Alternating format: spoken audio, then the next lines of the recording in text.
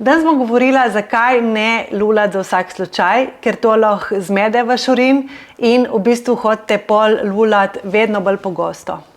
Evo, če je to vaš mehur, prva črta pomeni nek signal, da se začne polniti, druga črta pomeni, da se začnete pripravljati, da greste na WC, in tretja, da je že nujno.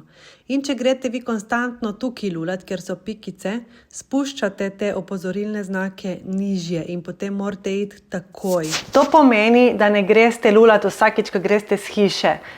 Če greste lulati, seveda zvečer pred spanjem je to normalno, ali pa po spolnem odnosu, seveda zelo zaželeno, ampak lik za vsak slučaj, ko stopite iz hiše,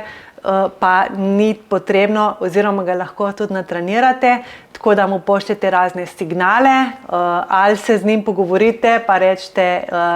zdaj boš malo počakal, ker to izjemno deluje. Pač probite naslednjič tako, ok, zdaj pa malo se umirite, hkrati probite nekaj dihalnih tehnik, to tako v bistvu, da umirite živčni sistem, da greste 4 sekunde vdih, 7 sekund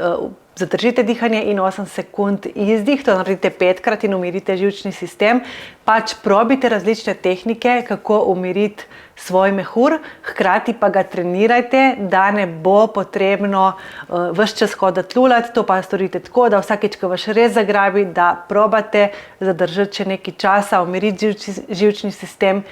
in ga trenirati, da bo zdržal vedno več, ker ima kapacitete, ampak signali so nekako porušeni. Ena stvar je še, mehur je izredno povezan z trebušno steno, torej, ko mi držimo ves čas